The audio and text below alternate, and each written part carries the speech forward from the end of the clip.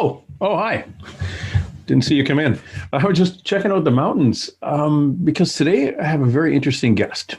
It's Amy Dempster, and she is somebody very connected. Now, very connected meaning connected energetically. She has been called a earth healing expert. How do you heal the earth? I think something we all should be doing constantly.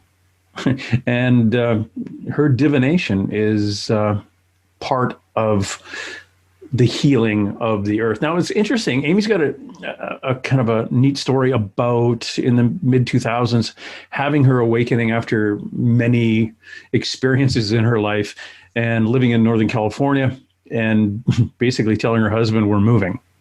Luckily, he also is energetically connected, and he had been having experiences in his life too, and said, yeah, I think, it was probably about time.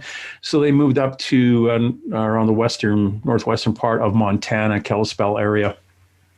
And that was where her calling was. And she's very connected to the earth up there.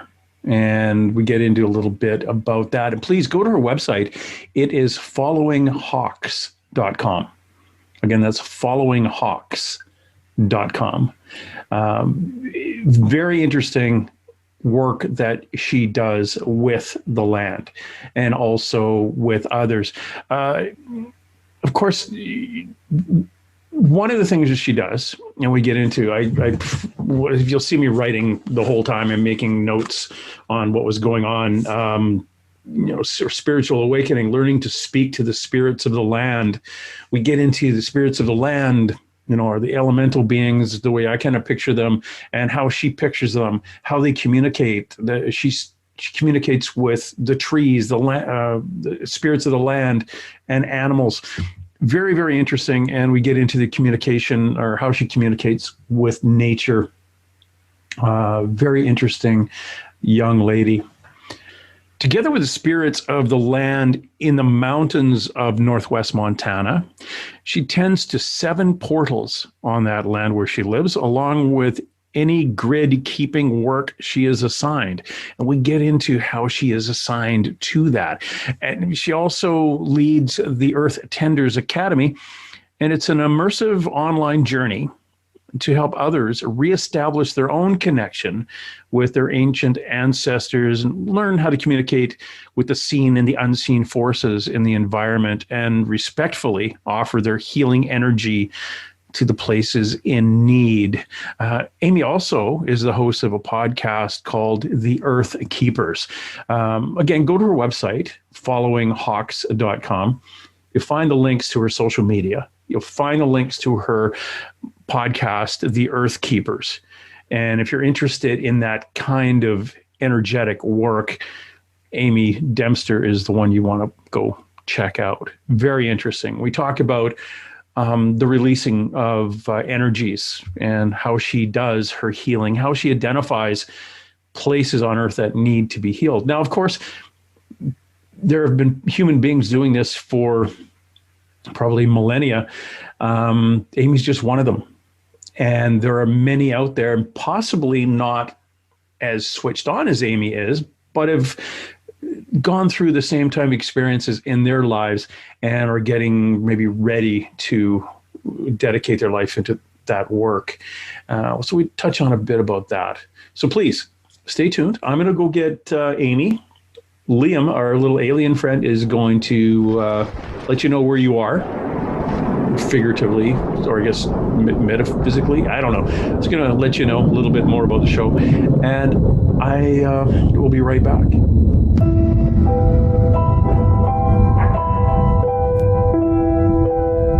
I see you found our little hiding spot in the universe. Don't get too comfortable. This is a place where you will find those with an experience that's out of this world, or possibly deep within your life. I welcome you to the Oracles with James Tyson. Lean forward and listen. We will pull you into a supernatural journey with guests from around the world, each one experiencing some of the most extraordinary phenomena the sweet plant has to offer. Now, here are the oracles with James Tyson. Hey, thank you, Liam. And this is Amy Dempster. Thank you for showing up. Thank you for showing up. It's like you had all these options, right? It's like, thank you for having me and inviting me. Oh, I'm really, really pleased. The stuff that you are doing, and you're doing it, you live in just outside or near Kalispell? No. Mm-hmm. Yeah. Is it Montana? Yeah. Yeah. Beautiful area. I love that area. The geography itself is energetic, which I find fascinating. But some of the things that you do that I mentioned most likely in the introduction that I'll record after this, so then I know that I mentioned it. Is that you actually have some connection yourself, or you found a connection yourself with the land. But I'm going to put that here for now. Tell me what the heck happened. How did your that word awakening come?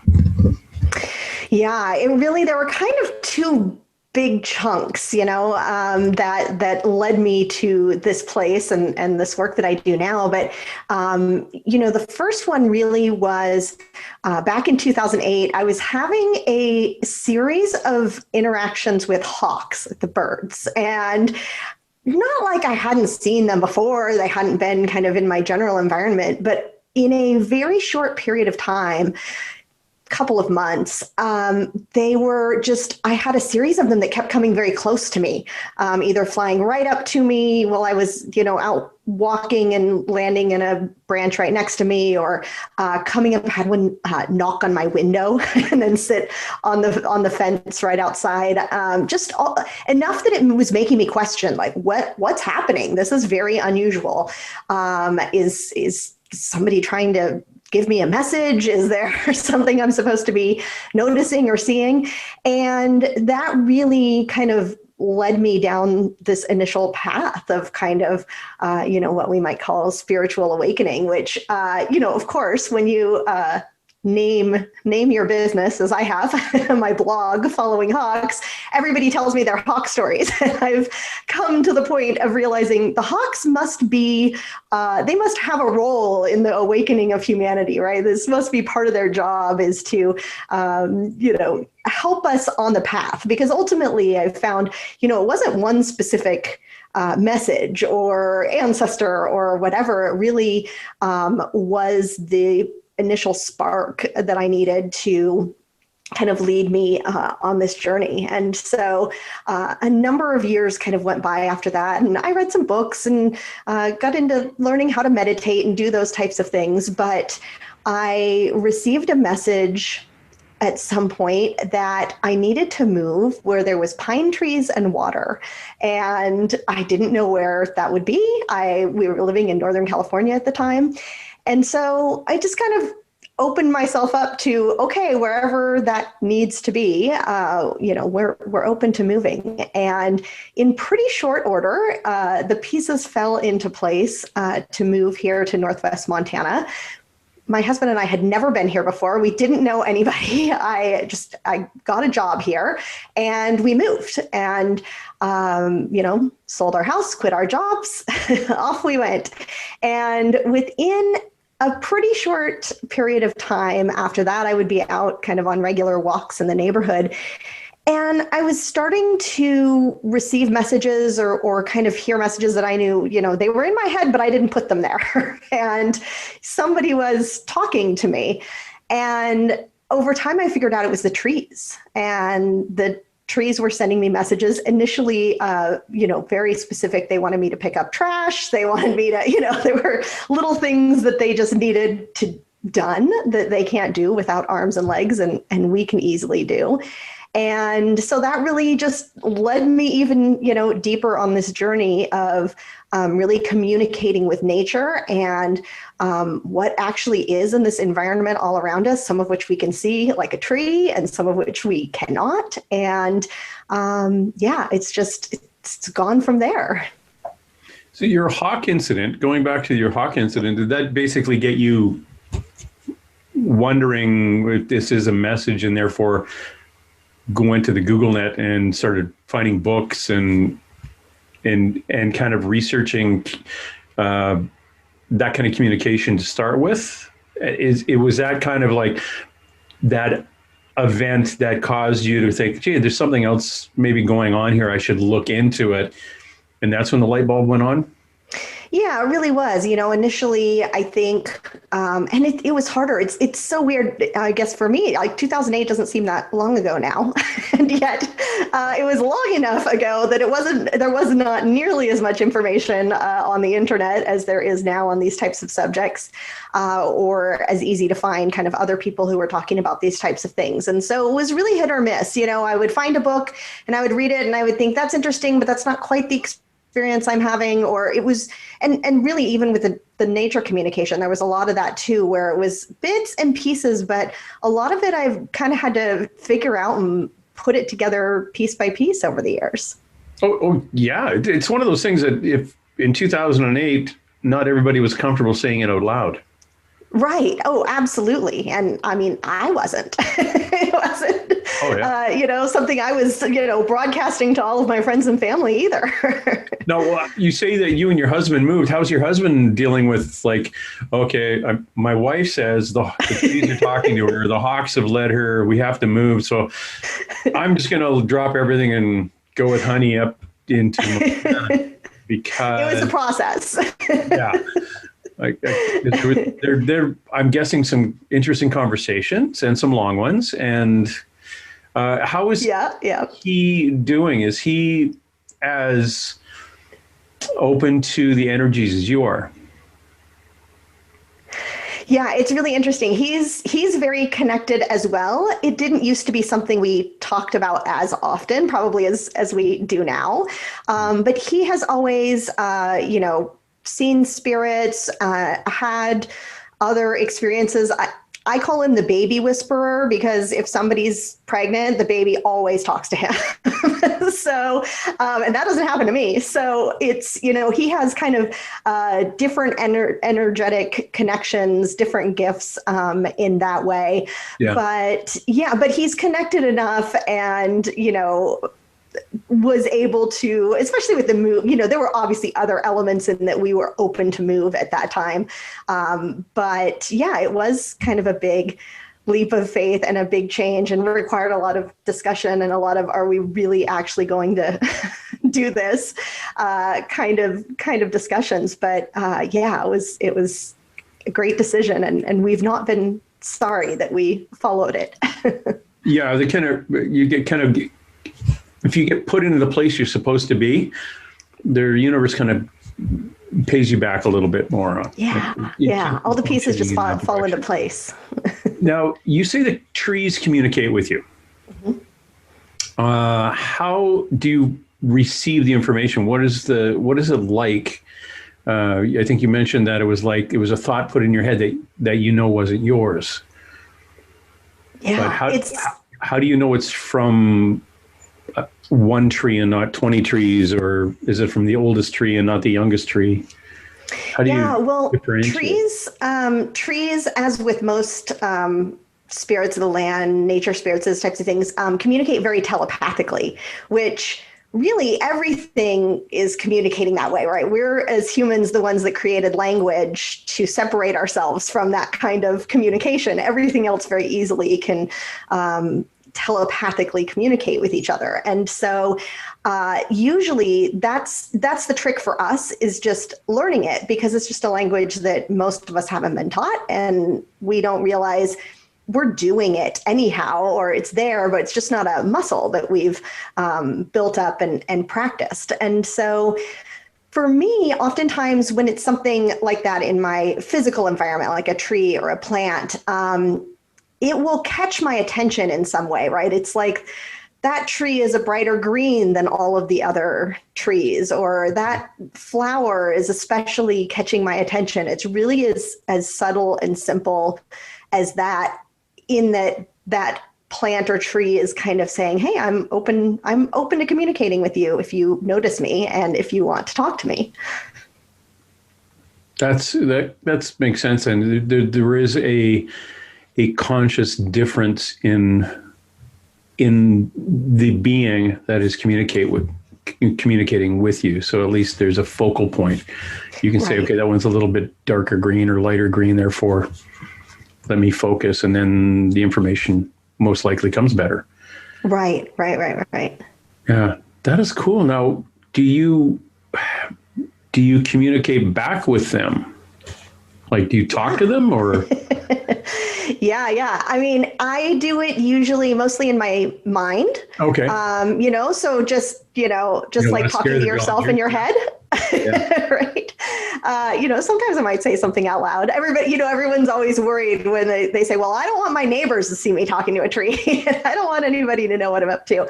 And you don't have to, you can, you can do it in a variety of ways. You can talk like you normally would. You can send pictures, which I actually find works pretty well with animals. I'm not like a super genius animal communicator whatsoever, but I find sending them kind of pictures in your mind tends to work a little bit better than talking. And yeah, I mean, really, and then all of it's energy, right? We're all kind of communicating and speaking with our energy. So sometimes it's just like sending energy through my heart, sending energy through my hands, those types of things, depending on what's being communicated. Yeah, it's like nature Reiki. Yeah. Kind of pushing things into what you want to communicate with. The idea of communicating through putting a picture in your head makes a lot more sense than trying to articulate something to something that doesn't have a language. Yeah. Yeah, you know what I do a lot of times, especially if I'm out on a walk and I come across, say deer or a squirrel or, those are normal ones in my neighborhood. And they're not sure whether they should be nervous, right? They've just spotted me and should they run or should they stay? And I will show them a picture of them continuing to do what they were doing, which is usually just, eating grass or eating a pine cone or, whatever the case may be. But kind of just signaling like, you can just keep doing what you're doing. I'm just going to walk right through here. And usually they will, they'll go back to doing whatever it was they were doing. And so that's kind of a simple way to communicate in that way. So here's a question I always have for my animal communicator friends. Yours is a little bit of a more complicated question. Are you a vegan? I am not. So you eat your animal friends as well as you eat the trees you communicate with, the plants you communicate with. I mean, we're part of a complicated ecosystem. That is a really good way of putting it. We are part of a complicated ecosystem. Mm-hmm. And I've always, a fellow that I interviewed not too long, well, I guess it is longer, it was last year. He was an animal communicator and he just said cows were stupid. Turkeys were really stupid. Pigs, like they're land dolphins. They're really intelligent. They're brilliant. Yeah. It's like eating a relative, but yeah, a cow and the cows basically say, as long as you don't waste anything and it's fast, I understand my role in the universe. So yeah, for me, I'm really sensitive. I can taste when an animal hasn't been handled well or respectfully or in that way. So it does minimize the amount of, kind of fast food or those types of things because it doesn't taste good to me. I notice it right away. Yeah. We've always thanked animals and the food for their sacrifice. Mm-hmm. In pagan, going back as far as oral history and written history is, and then Christianity came through, and we still thank the food, and then they changed it to thanking God for the food, and we call it saying grace. But right. We always had a ritual at the beginning, well, right from the taking of the animal itself, mm-hmm. or most likely even harvesting grains, we would thank the creator for it, or we thank the grain itself, and that just modified over time. And now we're kind of a thankless group. Mm-hmm. going to the grocery store and grabbing something prepackaged and genetically modified and filled full of all sorts of stuff from the shelf. And so basically what I do is thank it for not killing me. So please don't let me glow in the dark. Right. So go ahead. So no, I was going to get back into learning to speak to the spirits of the land, which I would include the trees. Mm-hmm. Correct? Yep. And plants and the animals. So again, it for you learned over time in trial and error, I guess, that projecting a picture or a scenario to them was the way to get, just work your way through and be, easily navigate nature without leaving a wake of energy disruption behind you. Mm-hmm. Yeah, it's interesting. It is. And I mean, really, we're all kind of on specific energy frequencies, right? If you think about it like a radio dial that you're tuning into. And so you and whatever it is you're wanting to communicate with just need to find the same frequency to be at the same place at the same time. So if it's nature's usually has a higher frequency than we're kind of naturally at, so they're kind of bringing their frequency down and we're kind of bringing ours up, and when we hit that spot we're able to exchange information. But I think we beat up on ourselves a lot about I'm not any good at this and I can't do this, but it's really a matter of practice on both sides. And in some cases, a lot of these energies, nobody's talked to them in a really long time. Nobody has, been interested in them. And so it takes them a little bit of, figuring out to decide, how they send you information that you can receive it. So, I always suggest people, practice at it and say, I don't understand this. Can you show it to me in a different way? Can you say it to me in a different way? Can you give me a different example? And I think a lot of people really receive messages through their body. A lot of people are empathic and can feel the energies of others, but then that can sometimes be scary to people, right? Where I went to this place and I felt really sick, or I got a horrible headache, or, when it's what you might perceive as a negative emotion or feeling, it's very scary. And so even in those situations, you could say, okay, I got like, that's too much. I can't take it in, that strongly. You need to dial it back if you'd like to give me a message. And so sometimes those experiences can feel overwhelming, but it's really just a matter of understanding they're trying to hit that right frequency. They're trying to figure out, which one is going to convey the message correctly. Yeah, and they're not always nice. You come around a corner and there's a grizzly there and you've stumbled upon its kill. It's going to be hard to get through the primal anger and disgust with you being close to their food or their baby. Sure. Yeah. And it's a lot of energy all at once. There's going to be a lot of stuff going through your head that may not present to the right image you're trying to relay to a mama bear coming around a corner. But it is our energy and their energy, and we are in that case in their environment and having to navigate that very quickly. And for them it's survival of their family if they're protecting a young one, and and they have no idea other than it's kind of funny because it's not funny, but as a policeman, one of the biggest things that we used to get taught back when I was in training was be very conscious of deaf people, because they automatically know that they can't communicate with you. Mm-hmm. So their fear comes up a lot quicker.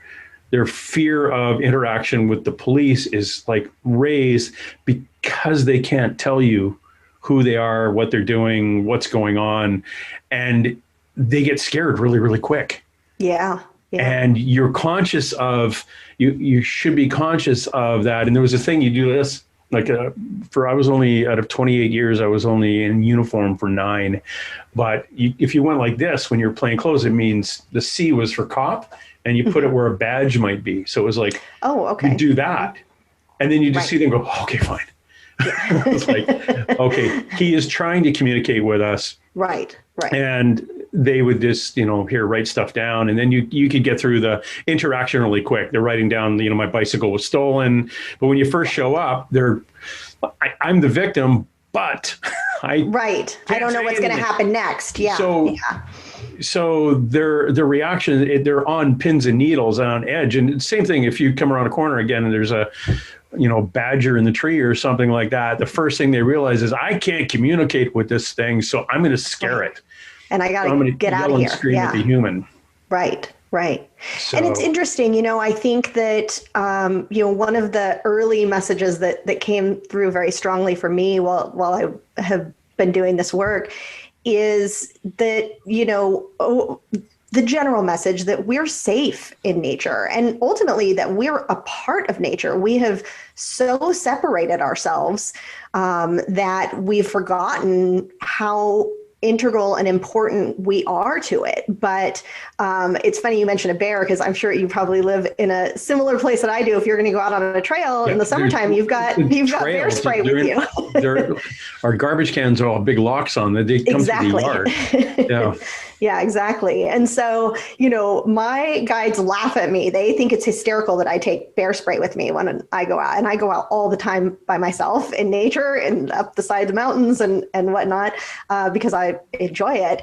And they think it's absolutely hysterical that I would bring bear spray. Like, of course, you're safe. It's fine. And there's still that human part of me that's like, but I would just feel a little better having some bear spray in my pack. So I'm very spiritual and I connect with you and I know who my guides are, but what if I'm wrong and I'm just a crazy person and I get eaten by a bear? You bring that up. It's the guides that I always see. I get this weird thing where I can actually see, not guides because I haven't got there yet, but I can see like ancestors, we'll call them, and angels and stuff around a person if I focus. I always get the impression, like my mother who's with me, she's the one is the in between my primary spirit guide and myself. Because to communicate, again, we're talking about the different levels in energy, like you were mentioning, between animals and trees and humans. They'd have to drop their vibration or we'd have to raise ours, coming in the same thing. So if I was walking around a corner and there was like a cliff and I was going to fall off, my spirit guides would go, damn, we can't drop our energy that low that quick. And he's not having a high energy day. Okay, we're going to get his mom to give him the goosebumps and the hair on the back of the neck and the, oh crap, I shouldn't walk around the corner or I should hesitate. That is what I feel in nature too. And I think what you're talking about is like, you're safe. Don't worry about it. If you are going to come around a corner and there's a rattlesnake there and you're about to step on it, we will let you know that the snake is there. We will give you the hair on the back of your neck, or we will spin your butt around and have you go the other way. Right. So that's interesting too, because I have a lot of belief in that system of paying attention to your inner self, which is really being influenced by, your guides and things around you. Right. And asking for that support, just saying you have permission to accepting it. Yeah. Wake me up in the middle of the night if my house is on fire, or, tell me before I step on a rattlesnake, and really letting the other energies know that you want their assistance. You want them to participate with you in that way. Yep. And I do mine quite often. I'll build a bubble around myself because I don't want to get woken up at between 3 and 4:30 in the morning by dead people I bring home with me. So I give permission. I have a nobody in the bedroom rule. Yeah, well, I do. Unless I'm in danger. I fill my bedroom up. I say, only thing allowed in here are my guides, my angels, and those who come for my highest good. Everyone else has to stay out. Exactly. And if my dog is sleeping at the foot of my bed, I go, okay, his guys, his angel, okay, fine. And that's what I always say. If there's multiple people in your house, you got to have some ground rules. Otherwise, you kick the, one group out and somebody else doesn't. Yeah. What I find is, though, the children will sneak in. They ignore the bubble. Interesting. Yeah, I have a couple of incidents where I get woken up and it's a little kid. It's like, I talk to psychic friends of mine and they say, yeah, they don't pay attention to that. Yeah. You put love and light in your room, they exist in love and light. They think, yeah, oh, that's that would for make the old sense to guys. me. Those rules don't affect us. We're kids. It's like, dude, quit waking me up. You call you. I shouldn't say you call yourself, but I was reading that you are you look after something called the grids. What are they? Yeah, it's Earth's energy grids, which really, in a more scientific way, is the electromagnetic fields in the Earth that many people call ley lines. That's probably a more common term people are familiar with, but they crisscross all over the Earth, and there is kind of a natural occurring way that they exist. But over the years, they have very much been damaged, manipulated, changed, you name it. And for all kinds of different reasons. And so often I am asked to work with the grids in a specific way, either repair spots that are torn or broken, kind of get energy moving again if it's stagnant, move it from here to there, those types of things to kind of restore the natural energy flows in certain areas. Who asks you to do that? It depends. Oftentimes it is the energies of the land, the spirits of the land in a specific place. Mountains very much are conscious and involved in the grids, and they hold a lot of the energy that's coming to the earth. So sometimes they are holding excess energy that they want distributed out so that it could be more available to the people in the area. And yeah, it kind of depends on what's going on or what has caused a problem, if there's a problem happening in a certain area. Okay, I live in an area basically around the Pacific here. It's the Ring of Fire. Mm-hmm. So lots of volcanic activity, lots of volcanoes up and down the coast here from, the one in Oregon, Mount St. Helens, but basically from California all the way up the coast to Alaska, around into Japan. And the coast mountains here, the coast mountains that are behind me are literally been pushed like this. So the energy is pushing from both sides and it's constant. So we have a few earthquakes that release it every so often. But the type of energy I see you dealing with are basically rolling hills where that energy is there, but it's a little bit easier to let go of.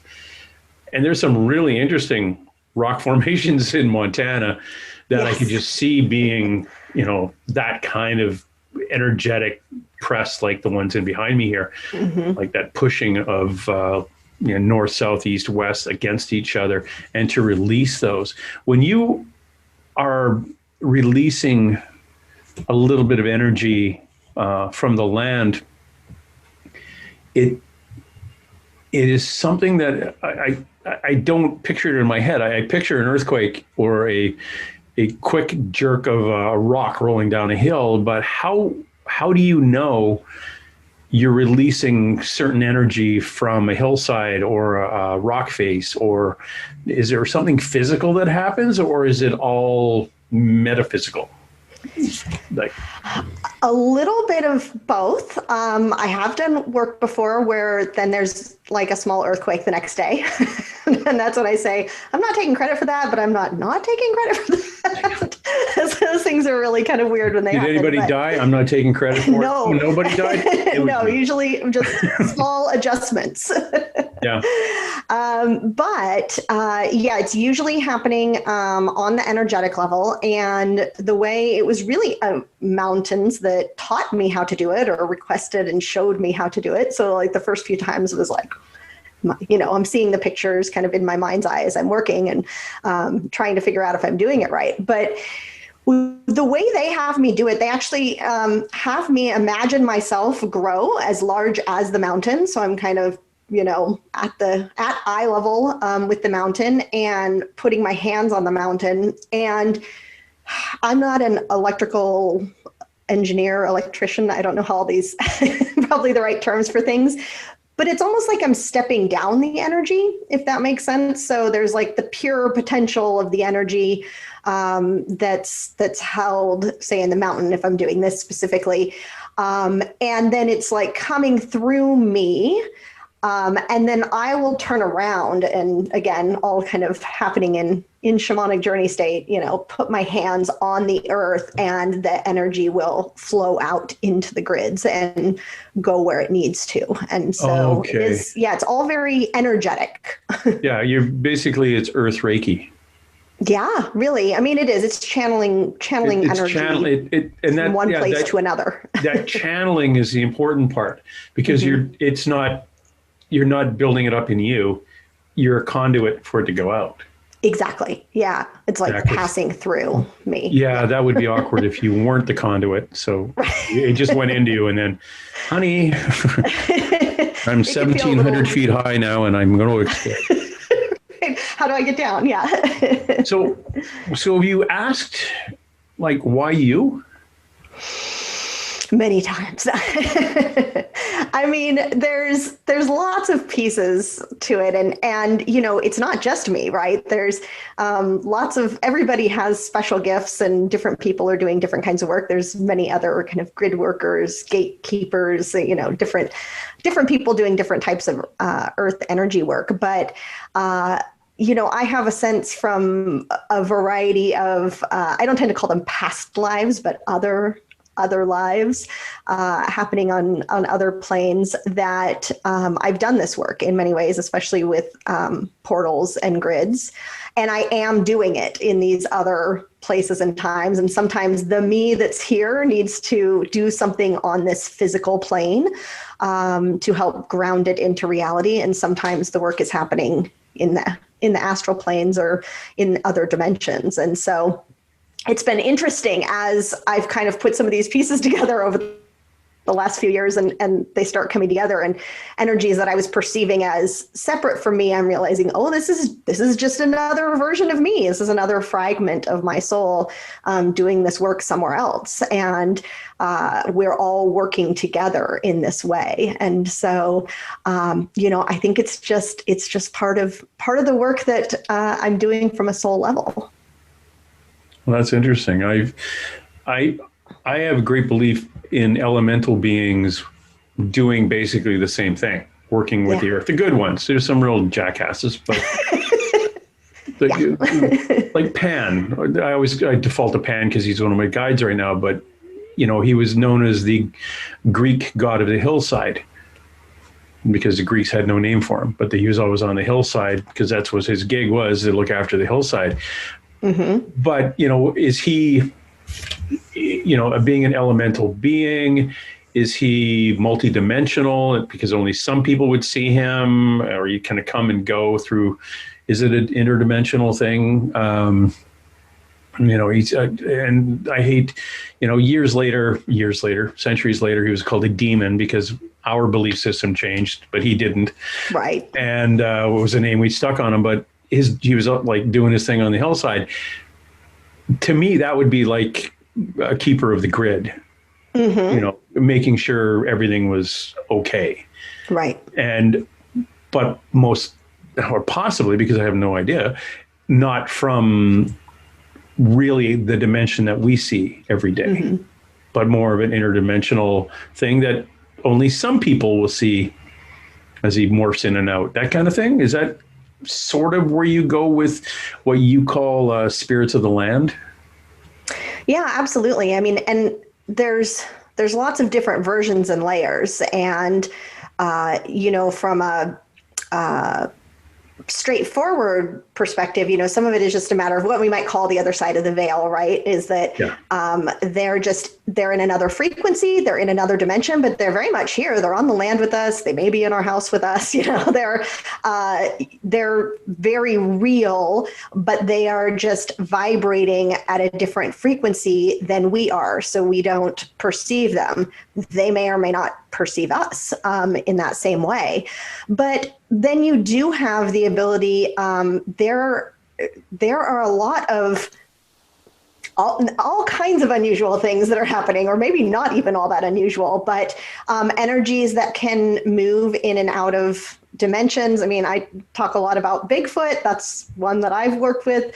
And it's not that, you can't find them. It's just that they're in another frequency. They can kind of slip in and out of this dimension really easily. So now you see them, now you don't. And so it's the same way with a lot of these other energies, and they may not actually manifest, come through into this physical 3D reality in the same way, but you may be able to perceive them, whether through your mind's eye or hearing a message from them, or, connecting in a meditation or a journey state. And they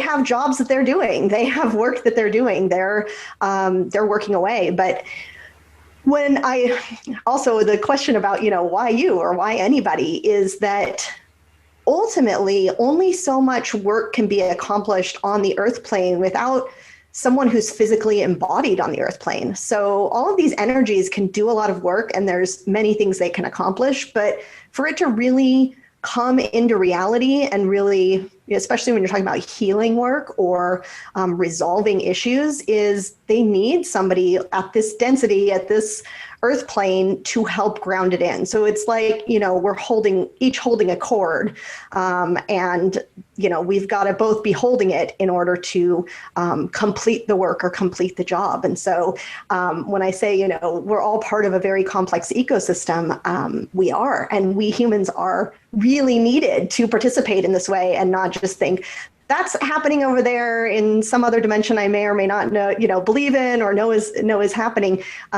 We need to participate in this as well. Yeah, and because majority of us are screwing up the environment, so it's sadly at least a couple of people in there trying to regulate and try to keep it natural.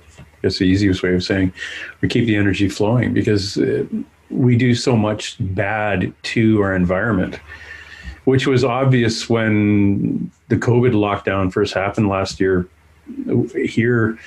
And I say this quite often, we had 90 days of please stay at home. Mm-hmm. Things were shut down, and we had 2 different bird species come back to this area that hadn't been here for 100 years. It's just remarkable how quickly it happened. It was quick, and people say, "Oh, we have no effect on our environment." Really? Dolphins come back to the canals in Venice, and you could actually see the bottoms of them. They were that clear. Yeah. And now they're all polluted again. But we have an amazing effect on our environment just living without going out and trying to screw it up. Just existing and driving a car, right? We have that effect, because we're just a large group of people doing one thing, and that one thing is a little bit of pollution, but a large group really screws stuff up. So those birds used to bypass this area because it was a big gray cloud over top of it. Oh, I bet, yeah. Then the cloud went away, and there they were, and most likely they're gone now. Because, things have got back. Well, they're not back to normal. I shouldn't say that. Things are still going sideways. But we have such an effect on this place we live. It's frustrating to see the damage that we do. And people like you, whether it's a conscious energetic fix or an unconscious one, or that's just the way they've always treated the environment, is very, very necessary for specifically some of the areas we live in. Why you are in Montana, in a small city or town in Montana, and not in Los Angeles where crap happens, like that entire area should be given an enema. It really needs some clearing, but but again, LA, it's one earthquake after another. Yeah. By the ocean, which generates its own energy, and maybe the universe itself, it says, that's just LA. It's not going to be there in a couple of years. We're going to wash that away. But why do you think your specific task was to go to the area where you're living now? mean, I think there's many reasons, I think there's multiple layers to it. But I also have really received the message over a number of years that many of us are being called to kind of reposition ourselves or go, to a specific spot to help anchor the energy in that spot. And, sometimes I think we think hard about all of these complicated things we can do, right? Moving energy from mountains and, working with portals and doing all these things. And you can, but also just our pure existence is really shifting the energy every single day. And so when we can gather in a place where there are other people who are like us and are doing similar kinds of work at a similar vibration, I think that it does help, shift the vibration of an area. And so, sometimes we're needed in a specific place for just a short period of time. Sometimes we need to stay there for a long time. Sometimes the place has things to teach us, and that all happens kind of naturally as you live in a place. So, I'm exploring it every day. It seems like my understanding deepens. Yeah, and I've talked to a lot of people who they were told to move from point A to point B, and it's almost like you're really important for what's coming. We need you to move away from where you are. We need to put you over here for now. Yeah. And practice, get good at what you're doing because you're going to be very important for what's coming. Yeah. It's the what's coming that you kind of go, okay, who do I listen to? What's it going to be?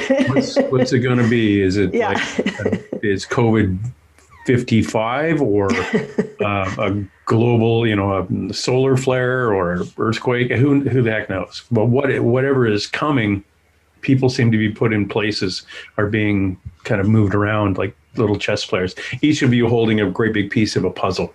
Yeah. Yeah. This is my piece and this is what I do. Yeah. And getting, we're all needed. Yeah. Everybody's needed. Yeah. Everyone's needed. And it's been interesting to watch. I've been talking to people about this since 2012 when stuff kind of happened with me. And I'm thinking, like, what is going on? What is happening? And I had talked to one psychic once and I said, do you ever see like flashes of what's going to happen in the future? And she kind of looked at me and turned her head and said, yeah, you don't want to know about it. I was like, what? I'm like, what do you mean you don't want to know? I'm not going to talk to you about it, but it's bad. I went, you can't, I'm human. How can you do that to somebody? Oh, right. Dangle. It's going to be really bad. It's like, okay, are you moving? Oh yeah. I'm going to be above 200 feet, 200 feet above sea level. Don't do that. I live beside an ocean. Now you have to tell me. Yeah. I don't want to quit dangling that stuff. And then they go off and they continue doing their stuff and they move to 600 feet above sea level or to Montana. Right. Well, and I think, I can go off on a tangent here on, timelines and how time works and all of those types of things. But I think the reality is that we're all co-creating what's next all the time. Like we're collectively deciding. And so I think when we get flashes of the future, it's a potential. They're all potentials. And so, what do we collectively want to create? And that's where I think we're shifting right now, is this idea of feeling somewhat at the mercy of the universe and what happens, to understanding that we're playing a participatory role here. And, what do we want to imagine? What do we want to create? What do we want it to look like? And the more we can stay in that space, as opposed to, worrying and fearful about what someone else is going to do to us, the more likely we're going to create a potential future that we like and is not so fearful and scary. Yeah, let's hope so. Yeah. Yeah, the scary stuff is kind of easy to default to. Yes. Because the future is unknown. Unknown things are scary because we're human. Right. The dark is scary because you can't see. Yeah. It's unknown, so it makes it scary. Turn a light on, scary goes away. Unless there's a clown, then scary. Depends on your fears. We're talking to Amy Dempster. Please go to her website, followinghawks.com. If you are on the Instagram and the Facebook, followinghawks.com, or following Hawks at both of those, and see what she's got going. Now, you have Earth Tenders, which is basically classes or lectures on how to do this. Yeah, I have an online course called the Earth Tenders Academy, and where I walk you through kind of more or less everything I know about working with the spirits of the land, but really, tapping into the place where you live and getting to know the energies that are there and working together and doing healing work and talking about all these things like grid lines and vortexes and portals and multidimensionality. It's quite fun. Oh, that's kind of cool. How would we identify someplace in our area that needs healing? Yeah, well, I mean, oftentimes you just feel it, right? They're the places that you go to and it doesn't feel good and you know it.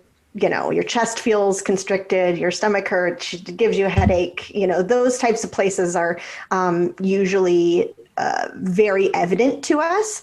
But I would also say that just about anywhere at this point, I mean, to your point of, what we've been doing to the earth for ever and ever and ever, that almost everywhere at the very least could use a little energy tune-up, right? A little extra good vibes in that place. But certainly there's some that have much more significant needs than others. And I find that most people say, like, this place feels like it hurts, this place, or I feel this place calling to me.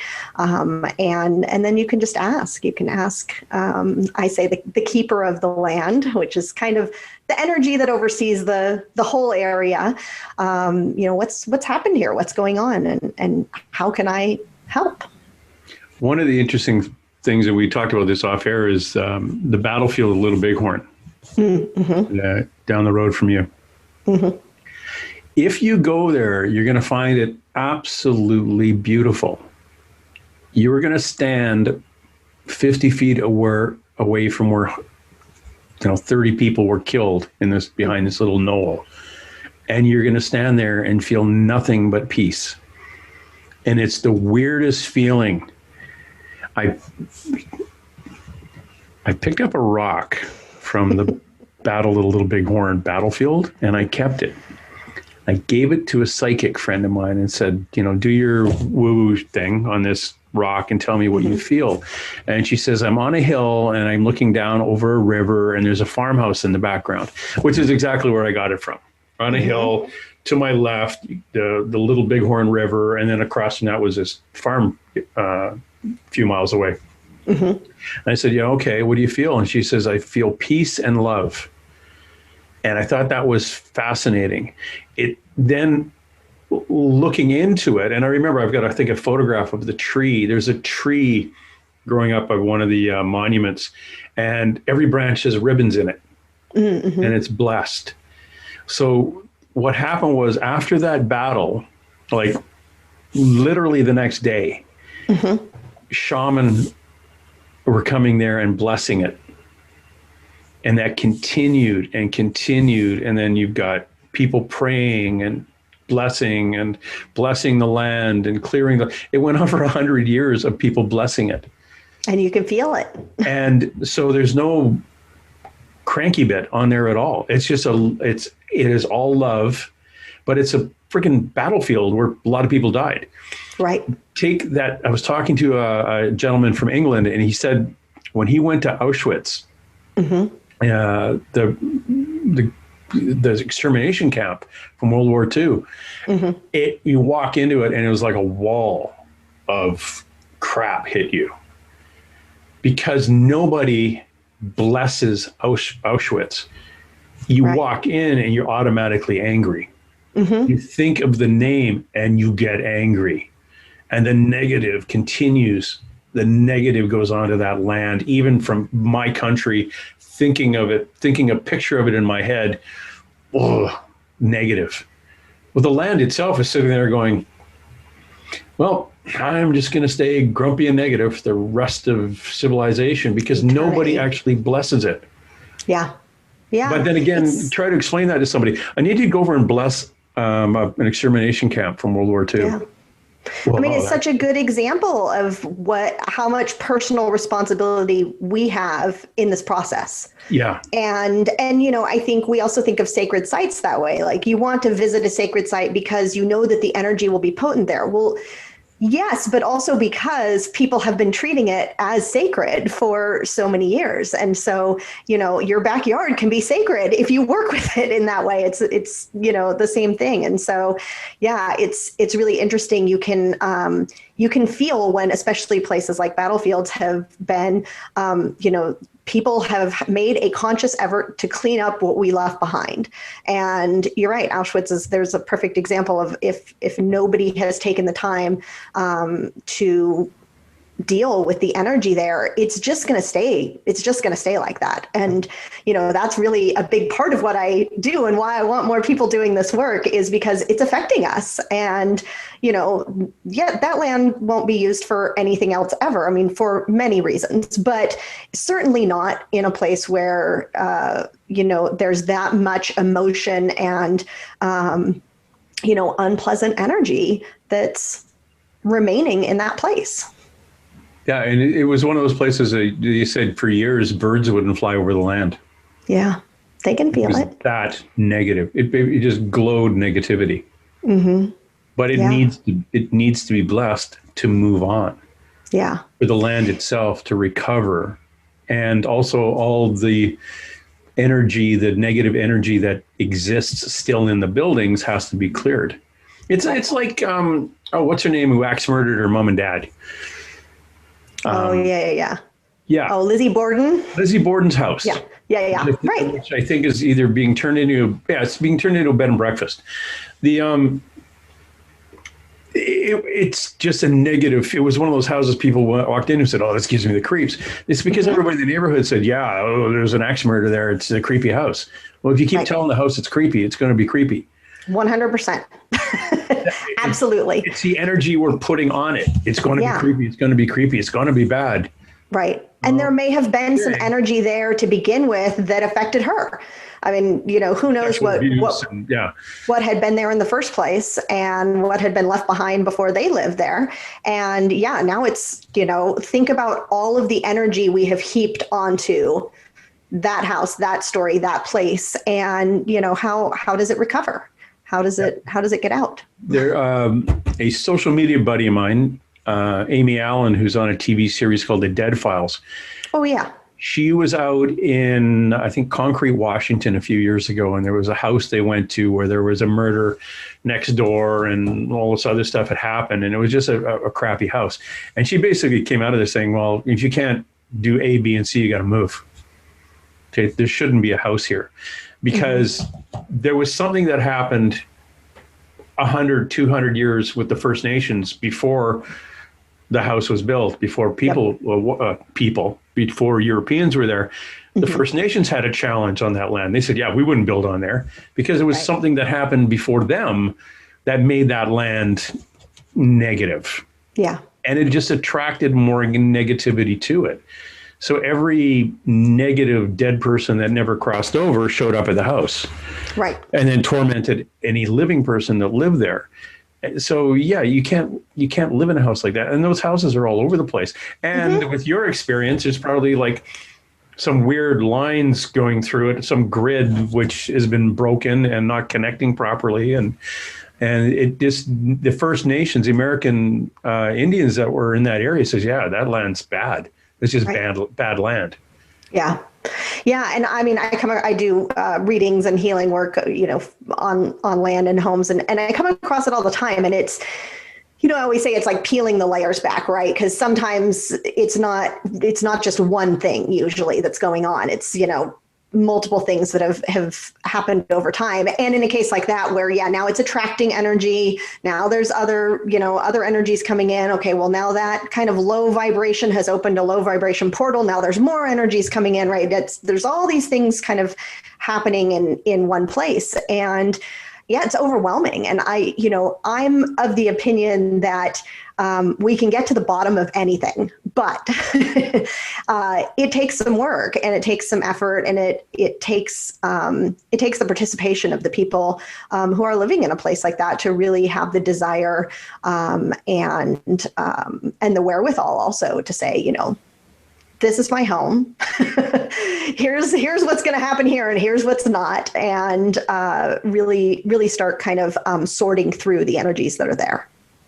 Yeah, it comes down to us as the living beings who are high energy or we're higher vibration than when we're dead. I don't care if you're a glow in the dark empath when you're alive. When you die, you're down here. Right. If you haven't crossed over. If you haven't crossed over, you're lost your connection to source. You're kind of going, I'm down here. And if you're somebody who says, okay, this is my responsibility, I got to fix this, but I really don't believe it, it's not going to work. Mm-mm. It's going biblical. You have to believe. Right. You must believe. Once you believe in it, then things happen. Right. It's like believing you can do something. When you absolutely positively believe you can do it, you're positively going to do it. It's going to happen. It may take longer than if your neighbor did it because they were better at juggling than you. But if you absolutely believe you can do it and you work on it, it will happen. It's that fraction in your head that says, I don't believe in it. And the drum I'm kind of always beating as well is that we have grown up largely in a culture that either tells us none of this is true, and or you should be fearful of it, or it's your fault if it's happened, or, like all of these different versions, right? That's things are scary, that bad things can happen to you, that all of these different things. And so some version of that is wrapped up inside of almost all of us, right? And so we're scared of ghosts. We don't want we don't want things like this in our house. But then we also don't understand that we have control. We are the ones, we do have that connection to source as living beings. And, the scary things take off real fast when you say, who the heck are you? Show yourself, because they know they're there, because no one's told them they can't be oftentimes, and that's not okay. And so again, it's like picking back the layers of what's really happening there. But when you're talking about just kind of the energies that are hanging around that people don't like, those are actually pretty easy ones to solve. Yeah. But you have to believe that you're in control. And that's a hard thing for a lot of people to get to, is to say, and it's hard for me to just say to you, hey, don't be scared. You shouldn't be scared. I mean, you have to decide, you have to believe that you're not scared. Yeah, it's empowering. There's certain types of things that will empower you to believe that you are stronger than the thing that you're afraid of. Right. And it's building that confidence. It's learning about those things you're scared of. Yeah. I love that word that doesn't exist, but so many people use. I'm scared of that. Things you're afraid of. I saw shadows when I was a kid, and I was afraid of them in my room. Mm-hmm. I see them now, and they'll definitely get my attention. They'll spook me, and then I'll just like, oh no, you don't, get the heck out of here. Right. And I can move them out. But as a kid, they just would hang around because I just, you don't know. I just pulled up and let them be there. Right. Not knowing why they were there. Now I have an understanding of why they're there, and I can fix it. Right. So it's knowledge. It's just knowledge is power. And again, it's turning a light on in a dark room. It's shining a light on them and going, yeah, you know what? I'm afraid because I don't know anything about this. You learn about it and go, okay, it's not that scary. Right. Yeah. And you're right. As soon as someone tells you and you realize, oh, it's not the way I've seen it in TV and movies. And, I do have some power over my situation and certainly over my home. And I actually have what I call guardian spirits that are specific for my home and the land here. And I asked them to come. I've given them a list of things that they're allowed to do without my express permission, like handle earthbound spirits. And so for the most part, things stay pretty energetically, quiet and neutral here. But I had something weird slip in a few weeks ago, and something went flying across my living room. And I just said, we don't do that here. You've got to go. And that was it. But, it can build up and become a real problem if you're not aware of what your options are and what kind of, power you have over your own situation. Yeah, I got lucky. I got what I got told was, I've been told by a number of individuals that know this woo-woo stuff better than me. I have 4 very strong elemental beings on the side of the hill that I live on. And they helped remove a bunch of 9 beings that were opened. And it was a portal opened downstairs. They had 9 beings. Shamans came and moved them, but the elemental beings helped. And one of the things I was told to do for them was to take tiger's eye, the crystal, and put one in each corner of the property and pour a bottle of mead on each one to thank them, which I still haven't done yet. But anyway, that was kind of a more of respect. And those kind of things, those kind of physical things you would do to thank an elemental being, I think, and this is my perception, is that if I do it, I show them not respect, but I show them that I believe they exist. Yeah, and I mean, that's a good point, that you believe in them okay, what if there's an elemental being? What if I will ask for help? If there's an elemental being, I'd like to come forward. But if you actually go physically do something, you're acknowledging they do exist. Yeah. Therefore, that's more important than the what if. Yeah, that's such a good point, because absolutely, they appreciate our gratitude. And I always ask in a reading, what kind of offering would you like, when there's a specific spirit that's come through to work with me. And they love offerings. But you're right. It's an acknowledgement that we are working together, and we are doing this as partners. Yeah. Yeah, and it comes down to it. It's the partnership that's the important part. We have to understand that we can't do all this by ourselves, and we're not doing it by ourselves. We're doing it, as we talked about earlier, as you being a conduit for the energies to come and go. So yeah, absolutely. And they'll say a lot of times, nobody's asked us, or no one has come and talked to me in 50 years. I mean, they'll tell you that sometimes, that they've been ignored, or sometimes it takes some coaxing. Like no one will talk to you for months and months and months, and then finally someone will kind of peek their head out and say, all right, you've been coming here enough. We'll come out and talk to you. So it just kind of depends on the place and the spirits and what's happened in that location. Yeah. Yeah, it's interesting. This is a whole other conundrum for me too. Talking about elemental beings, or talking about earth spirits. I try to put them together in my head to make them the same thing. So it makes it a little bit easier to follow. Primarily because I think I understand they do basically the same thing. And because we're so, I shouldn't say so new at this, because we're actually trying to get better at this connection with the land that we had 500-600 years ago. Absolutely. We're actually going back, trying to get reconnected. Yeah. And help the land again, where we didn't for the longest time. So it's nothing. So true. I don't think it's not new. It's kind of, it's just new. Maybe it is. It's a new way of looking at something that we did 1,500 or 1,000 years ago.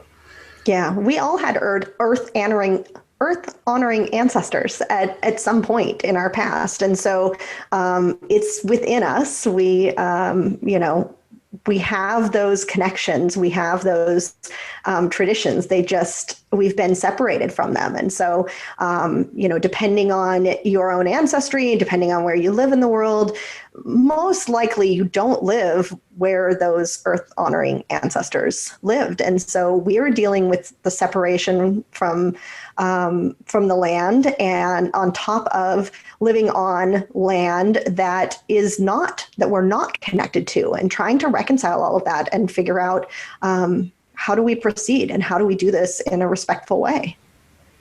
One of the questions I had written down here is how you open 7 portals on land. What are the 7 portals? Oh, yes. Yeah, so it's really interesting, and they have shifted in the last couple of months, which I haven't talked a lot about recently. But a couple of years ago, there was a spot on the land, actually. So I should go back. The place that I live, we bought as bare land and built a house here. And so there hadn't been anybody living here, beforehand. In fact, this would be one of the places that it took a lot of coaxing to get the spirits to talk to me, because the land had been logged at some point, and the spirits just kind of beat it. They weren't really around here. But there was one particular spot that I always could feel a lot of energy, but I really didn't get any information about what it was or what I was feeling. And I kind of thought like, underground water movement or something like that must be what I'm picking up. And over about a 1.5 year period of time, it kept coming to me, and it would, the location would show itself to me in my head, like when I was in the house or, doing something else. And so I'd walk out there and I'd stand there and, okay, here I am. What? And nothing came through for quite a long period of time. And then all of a sudden, it was right before winter solstice, a little over 2 years ago, the spirits here said, we'd like you to open a portal at this location. And of course, initially, what do I know about portals? That sounds scary. Horrible things are going to happen. I don't know if I want to do that, but they very much walked me through it and, showed me how to, protect it, keep its frequency and its vibration high so that only high vibration energies are using that portal. And a couple of weeks after the first one was open and kind of acclimating, they said, oh, by the way, there's 6 more. And so almost immediately, I knew exactly where they were. And I realized that I was familiar on the land with those locations. And so it was quite an adventure to go through everything, learning kind of how they work, acclimating myself to the energy, because it was quite a strong energy when they initially all opened. And the way it was explained to me was that as the earth has been changing and as our collective consciousness has been raising, there's more opportunities for energies to come to the earth than there have been in the past. And so initially, these were portals that were open to kind of different types of energies. So there was, a Green Man portal. There was, Pleiadian portal. There was, they kind of, all these different groups were kind of stepping forward and saying, okay, here's one of our portals. And then they were giving each other permission to use each other's portals. And so it was, I gathered, a bit of an experimentation. They've since told me it was kind of like the advanced team, right? They were coming in and figuring out how is this going to work as energies open and the earth opens up for more activity to come in. And so that really, there was a lot of energy and activities and things going on here for, until the winter solstice this year, which was that huge, big conjunction, and everything changed. And really what I was shown was that these 7 portals have all kind of merged now into one Stargate portal, which is kind of just part of this new Earth grid upgrade that's happened over the past year or so. And so I just get the sense that these individual ones aren't needed in the same way anymore now that even more things and this new grid system has really opened up to off-planet energies. So these 7 portals, what are the distance from them? Like, are they all in one little area or are they all spread out? Yeah, so I'm on 5 acres. Oh, you're on 5 acres? They're spread out across the 5 acres. So they're fairly close to one another in the grand scheme of things. A couple were on one side of the house and the rest were kind of on the other. But yeah, they were in fairly close proximity.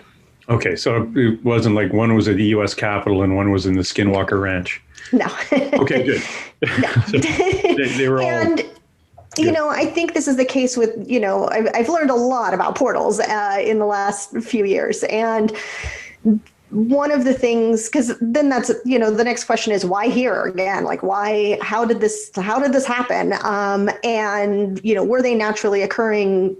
You know, how do all these things fall into place? And really, it's just more the work that I've been doing here, all of this work with the land, as well as kind of the trust and the partnership that has been established with the spirits here, really just created an opportunity for them to be opened here. And so, you know, it's not that they couldn't occur somewhere else or, you know, like I said, be here forever, but the vibration and the frequency was such that they could be here.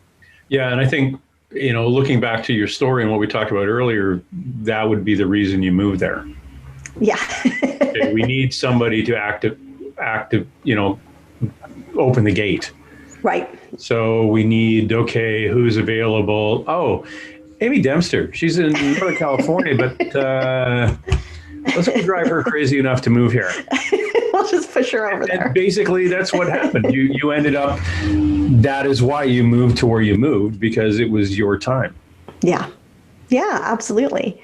And, you know, there's a level, you know, a process. Again, like I said, they didn't talk to me for a couple of years. And so it really was when kind of the vibration was right, the frequency was right, that it felt safe. You know, there was a level of protection here that they felt like would align with what they needed to do. Yeah, it's a timing thing. Mm-hmm. When, you know, this could be happening in multiple countries all over the planet. As you're doing. I believe that it is. Yeah. I don't think this is isolated. Oh, no. I think, yeah, it's, and some people, and I know this because I've talked to people who really thought it was like all about them. It's like, oh, no, it's only happening with me. I'm special. But, oh, look at the time. I have to get the thing, special person. But there's people like you and I talk to, and it's like, oh, this is making a lot more sense in comparison to what I've heard, what is happening globally, and in Europe, the UK, Scotland, Ireland, a couple of places in Australia, quite a few places in Canada and the US. And what was the other place? It was some Central American country that someone was talking to me about. I can't remember what that was now. I was going to say Uruguay, but that's not it, because it's not close. The it was some other. It was a Central American country that things started happening, and Brazil. That was the other one. Oh, Brazil's going a bit crazy right now. Mm-hmm. I shouldn't say going crazy. Their UFO activity has gone through the roof. Same in Canada, really? And in Canada and in Quebec, outside of Montreal, and they say, well, you know, it's only COVID. Because of COVID, people are outside because they can't leave. And looking at the sky. Yeah, right. Everybody's drinking. You know, the alcohol consumption is going up. Okay, just so everyone knows, alcohol consumption during COVID has not gone up. Going to the liquor store and buying alcohol. Oh, right. That makes sense. Because you haven't been going to the bar. Right. You go, oh, look at all these lineups outside liquor stores. That never happened when COVID wasn't here. Because they were at the bar all day. They could get their alcohol in other locations. Yeah. Yeah. It was just now you got to go take it home and drink. Oh, that's why we're seeing more UFOs. No, because there's more frigging UFOs. and they're Yeah. kind of bouncing around because stuff's happening. Right. And it all comes down to the energy and energetic. It was interesting. It was years ago, before the whole Skinwalker Ranch became a thing. And I was talking, actually, was this before or after you met it? Jeremy Corbell, who made a documentary about the Skinwalker Ranch. Some of the stories that he had were of people seeing like beams of light and a Bigfoot coming out. And the bottom of the beam of light was about the size of a manhole cover, and this thing would just like crawl out of it and thump around and walk away. That probably is a portal. Somebody did what you did in Montana, but they First Nations did it 200 years ago. Or there's actually something going on underground there that they don't want people to know about, which could be a whole other issue. Yeah. But it's, again, energetic, and they're not ready to, show their cards yet. Yeah. And, it's funny because I certainly, if you would have said I'd, be talking about Bigfoot like ever in my life 10 years ago, I wouldn't have believed it. But, I've come to understand that if you do any kind of grid work, you're going to trip across a Bigfoot at some point. And, they're very, very interested in the earth in a different way than, say, working with a star being would be, because they actually are living here on Earth with us, just again in another plane, and have the ability to kind of move in and out. But they seem very interested and involved in Earth grids, portals. They kind of like run security here. So they keep an eye on the portals, and I have some meditations where you can journey with the portals here on the property. And people write me all the time and say, I did that meditation and a Bigfoot met me. And, I don't have that in any of the meditations. If you don't follow everything I'm talking about, you may not know that. And so it's common enough that, energetically, that's who people come across when they, come here to the property is a Bigfoot who will come check them out and make sure what their intentions are before they, can journey with the portals. So it's pretty fascinating to see how all these different energies are really working together to, shift the vibration of Earth. Where can I find that meditation? On my YouTube channel, which is on also Following Hawks. Yes. Following Hawks on YouTube. I have two different meditations with portals on there. One is the red portal and one is the yellow portal. So yeah, go check those out. See if you trip across Bigfoot. I apologize. There's some truck in the background making noise. If you can't hear it, if you can't actually if you can hear it, I apologize. If you can't, it's not happening. In your experiences with Bigfoot, have you ever heard the term echo? EKKO. I'm not sure. Okay. Not ringing a bell. I want you to ask about that. I had years ago, it were 2014, 2015, psychics from all over the planet who would talk to their spirit guides about whatever. Their spirit guides took a step back and an ET came in, if you accept it. Mm-hmm. And one of the ladies I talked to, Joanna, the medium, who's now a healer, very, very connected to the other side. We could ask her anything. Mm-hmm. I think I called him Rob, her ET guide. Ask me anything as long as it's not a conspiracy theory like 9/11 and who killed JFK, that kind of thing. And I said, well, does a Bigfoot exist? And the answer was yes. It's called an echo, EKKO.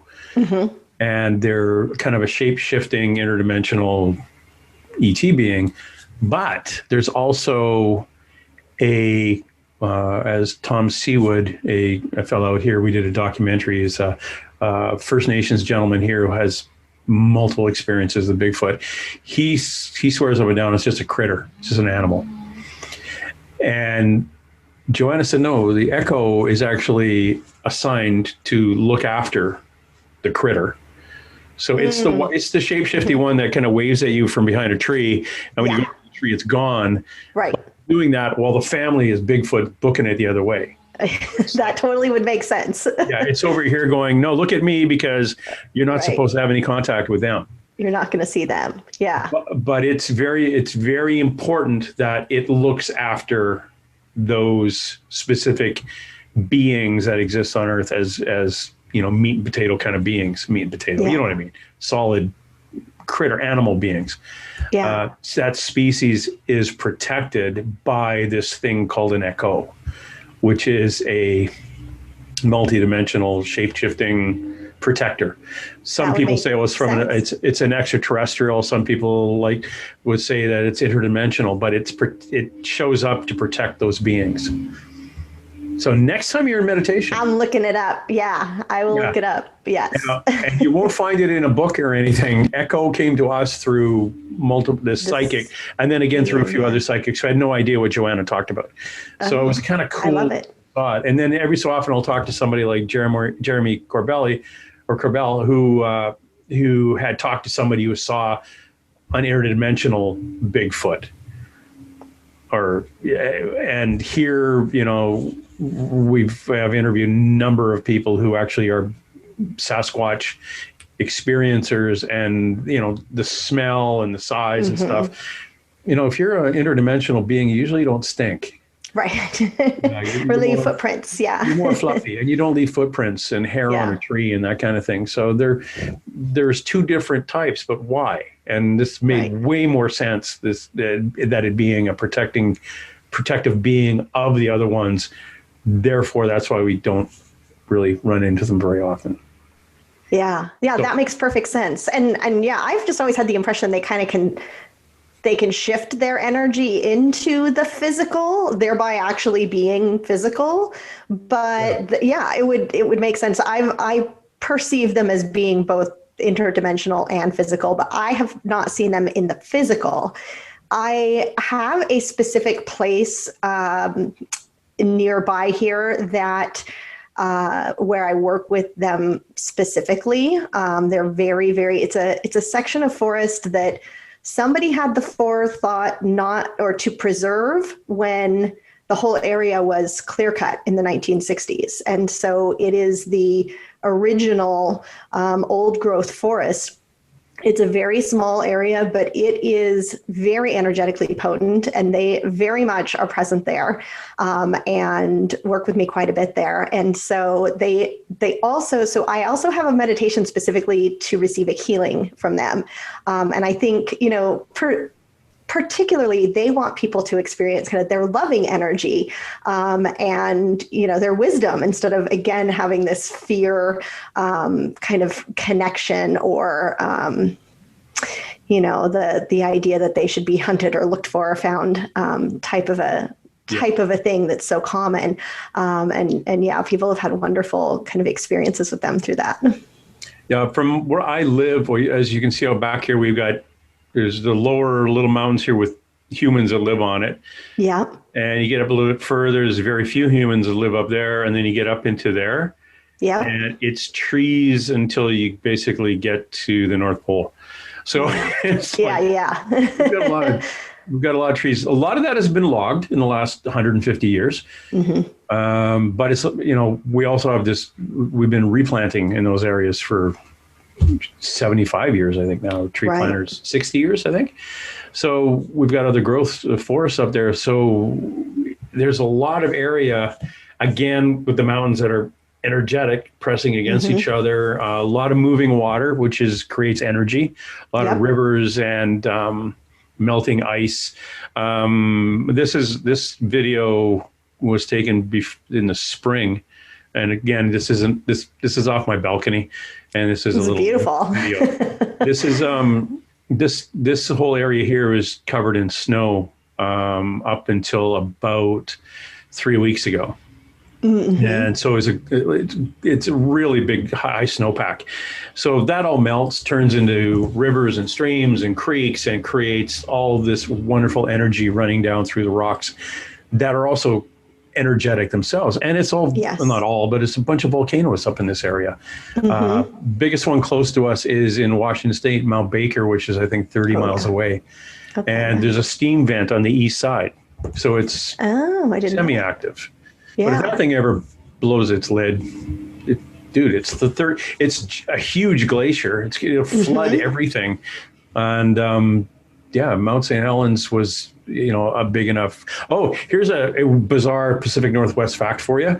Yeah. Mount St. Helens blew back in, was it 1982 or something? Something like that. Yeah. 81, 82, and 3 days later, and it's hundreds and hundreds and hundreds of miles away in Oregon State. My parents had a summer home on one of the little islands, Gulf Islands off of Vancouver Island, and their neighbor's well dried up. And wow. What a coincidence. And then the guy who was drilling the well said, it's happening all over the island area. And it was, up that the month following Mount St. Helens eruption, like it was maybe 20% of the wells dried up. Was it just how the earth shifted and so the water moved? Yeah, so there was, because their wells were artesian, basically underground rivers through those areas of fresh, really good fresh water. Yeah. Dried up after Mount St. Helens went. So that is how things are connected through the Ring of Fire here, with all the volcanoes and all the underground rivers and things. It's a spider web. It's a huge, I shouldn't even call it a spider web, more of one of those wispy spider webs with 1,000 little things going out. It's not, it is connected really well. Absolutely. Yeah, and such a great example of, touching one thing and how many other things it touches. Yeah, it was crazy. Like, and literally, obviously my parents' well and their well were on two different rivers. So that's under this island. Under this one spot. So it was honeycombed with rivers, and it was their piece of the honeycomb that dried out, and a few others, obviously, around. But it was bizarre. So things are connected. Yes. Now, let's go back to Stargate Portal, the thing that you've got up and running on your property, which you're probably going to be the subject of a History Channel TV series now. But how has that been for living there? Have you found, as you plant your garden for the spring, things are doing better? Are you feeling, how are you feeling? Things are pretty mellow now. I would say, like I said, the first few months, especially after the 7 portals open, you could feel the energy here, and it was pretty intense. So it took some work to kind of get everything calibrated, I guess the right word would be, and kind of flowing. And, it's really more energy on an energetic level. And I forget about it sometimes because I'm used to it. People will come here and realize they're really tired or a little disoriented the first day that they're here. And I say, oh yeah, that's the energies that are here. But it's, I feel right now, I feel like it's as quiet as it's been after this winter solstice, after everything kind of merged and shifted. It almost feels like a dream now, really, that day, even, and the energy has felt so different. But there's like a system in place now. So like I say, Bigfoot, it was the funniest thing when they showed it to me, because it almost looks like Bigfoot's in charge of customs, right, for this portal. And so this Stargate portal is part of a network. Again, there's Stargate portals all over the world that have opened up. They're all attached to a grid that's outside the Earth. And it really is allowing more energy of all kinds into this plane. And so Bigfoot really is like, kind of each individual has to come in and they just read your intentions, right? You don't have to explain them in that way. And if you are of the right, vibration, frequency, intention, then they will let you in and off you go. And so for the most part, I would say it's gotten a lot quieter here. But when they kind of showed me how this all worked, and this is part of what we were saying earlier about these different versions of ourselves, I was shown this Stargate portal, and I said, well, where did that come from? It was just there, it wasn't like the others where I was actively involved. And the spirit that I asked kind of shrugged his shoulders and said, you put it there. I don't know.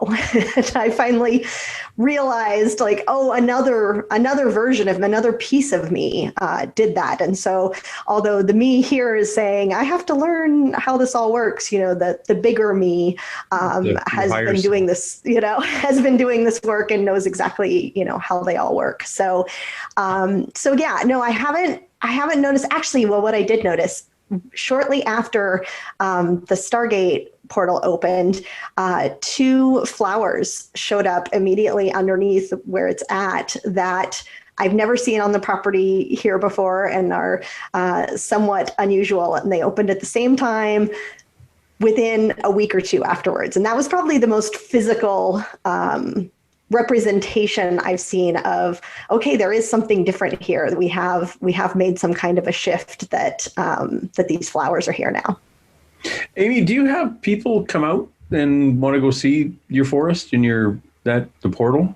Yeah. Oftentimes, people reach out to me, when they're visiting in the area. But last summer, we actually we have a little vintage tiny trailer we've now put out on the back of the property that we have on Airbnb, so people can rent it and come and stay and experience it for themselves. So if I want to look that up, I go to Airbnb and look up. It's called the Hawk's Nest. The Hawk's Nest. Hawk's Nest. I think it's Hawk's Nest Vintage Camper. I have to remember, but yes, and you can. Oh gosh, I was going to say you can get to it from my website. I'm pretty sure you can get to it from my website, and if you don't see it there, there's a link in my Instagram bio. Instagram bio. Yeah, okay. I know there's one there. Well, I think I'm going to have to drop by next time. Well, when the apocalypse is over and I get to ride the motorcycle back down to Montana. Right. Yes, I would love that. Yeah, because those are the kind of places like bouncing into. Last year was we were going to hit up the Blind Frog Ranch again before it got trendy. I haven't heard of this. I must be behind the curve. One of my guests that I had on is, a woo-woo psychic person, and knew the owners of the Blind Frog Ranch. Well, the Blind Frog Ranch is basically on the other side of the fence from Skinwalker Ranch. Oh, okay. And rumor has it, all the woo-woo stuff doesn't stop at the fence line. I'm sure it does not. So the Blind Frog Ranch is having the same challenges with seeing things and whatever. So she had an in for me to get out on the Blind Frog Ranch and ask some questions and do some poking around. Oh. And then the COVID hit and everything got shut down. Darn it. So, well, I have had no shortage of trips to Utah. I get sent there regularly. And there is, speaking of grid lines, a very, very strong, very important grid I call the corridor of light that really runs, now I'm going to forget, what's the interstate that goes through Utah, but it comes up here to Montana. Either. I was going to say, is it I-90? Might be I-90. Yeah. Anyway, it's the main interstate that runs all the way down. It ultimately heads west and goes through St. George and Vegas and out that direction. Even numbers are east-west and odd numbers are north-south. Oh, there you go. I did not know that. 90, an even number. Anyway. Yes. So it's the north-south corridor, and obviously the grid line keeps going straight. The interstate branches off. But I have been asked to work on that grid line again and again and again. I've worked on it a bunch the last few weeks, actually. And although I, too, have not left the state for over a year, I'm actually headed to Sedona in June and will be making that drive yet again. And so I'll be curious to see what comes from that trip. When you go to Sedona, you have to see Melinda Leslie. Melinda Leslie, that's right. Melinda Leslie. This is my first trip to Sedona, believe it or not. I've never been. She will take you on a UFO tour. Oh, okay. Where at night you go out, she gives you night vision goggles. She takes you out and says, they'll come and go from that portal in the sky there. Right. And they travel in groups up to about 9. And the military aircraft have a strobe, so they have that flashing light. And regular aircraft have, the green or the red and white light on it. And satellites just kind of go by themselves. Yeah. Well, these things are traveling in groups.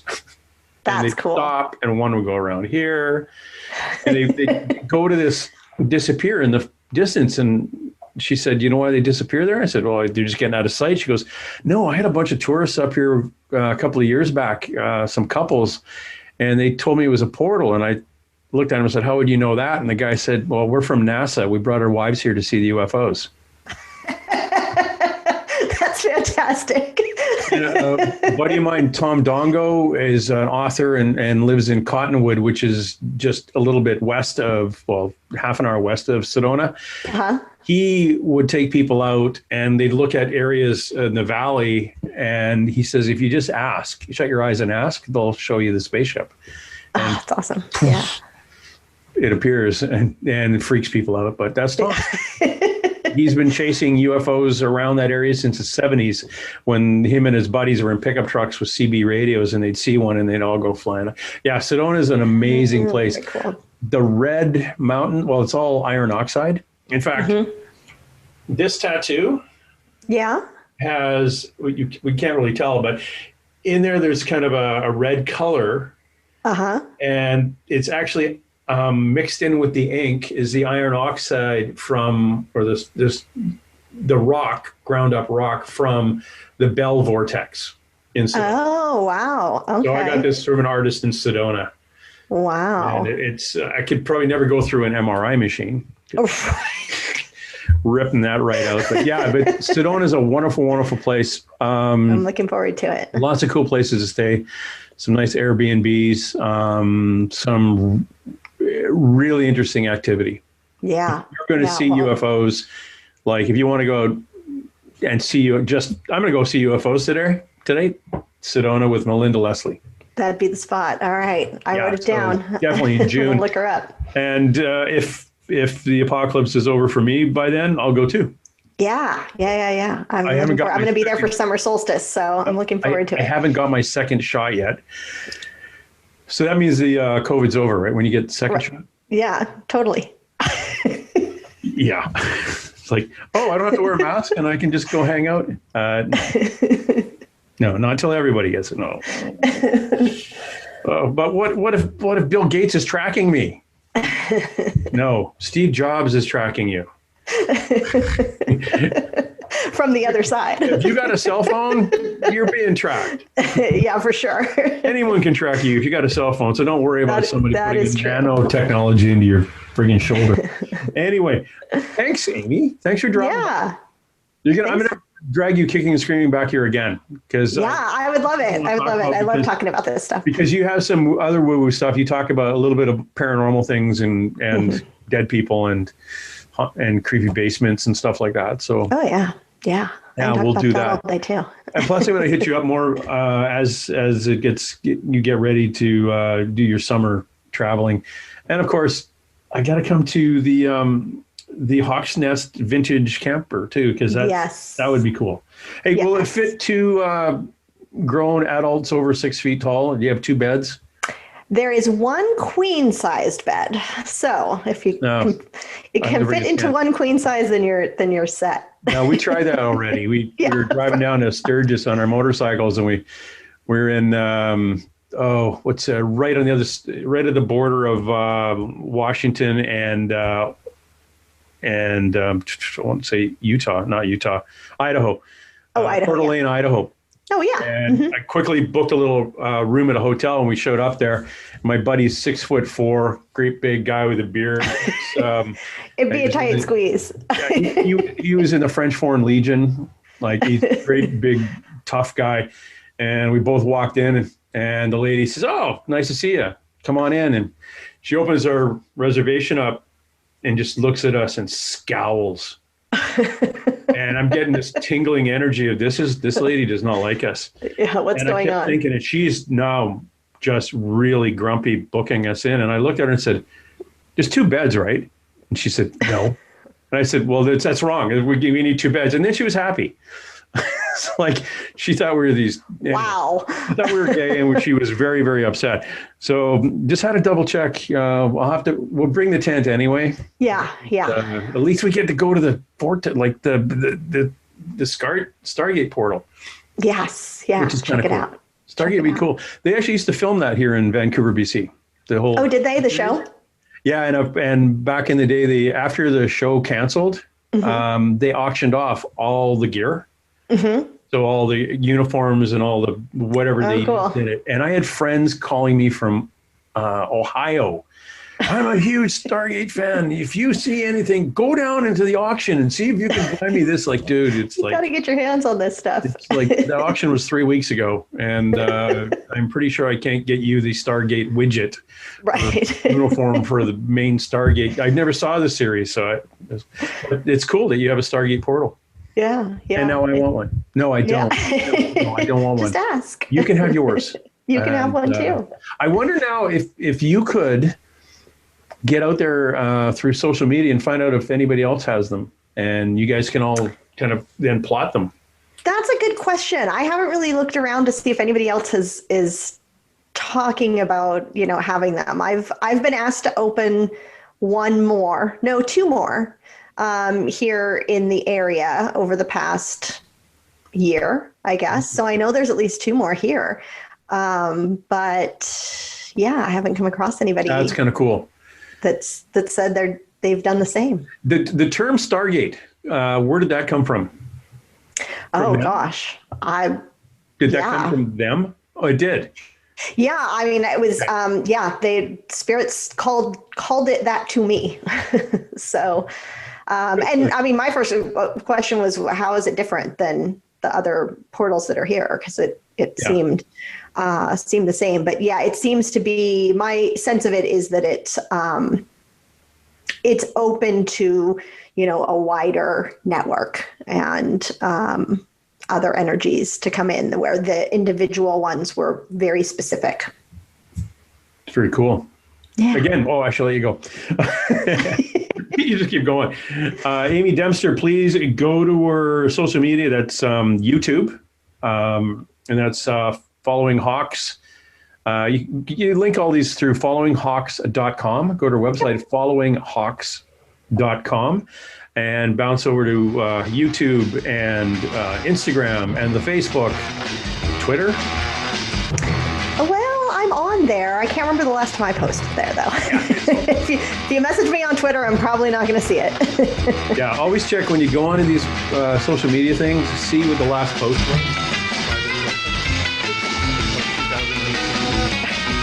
I'm probably not checking the messages. Maybe the friend posted something from 2020.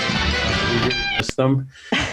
And it was sad to have them. I was like, yeah, okay. Right, okay. Yeah, I used to love Twitter. I was on it all the time for years. And I don't know, I got out of using it. And I feel like now I use it if there's, a customer service at a company that's not responding to me. I just, tweet them and magically they're ready to talk to me. So yeah, I use basically mine. It's like I'm posting a new podcast.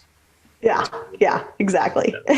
Same with Facebook. I've really gone more on Instagram though, because I can link stuff on Instagram and do the podcast through there, and it links to Spotify quicker and update. I can do it really quick, where Facebook, I had 5,000 friends on Facebook, and I literally about 6 months ago went through and got rid of 800 of them.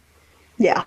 I rarely toxic scroll Facebook anymore, but I do have a couple of groups on Facebook that I enjoy. Yeah, so I get on for the groups and then get back off. Oh, yeah, Instagram, I hang out there a lot, and I do stories a lot. So good. You can usually find me there. Again, thanks very much, Amy Dempster. Please go check her out, Following Hawks. Really cool work, Amy. That is an interesting calling, a divination that you have. Very much so. And appreciate you dropping by. Yeah, thank you. Thanks for having me.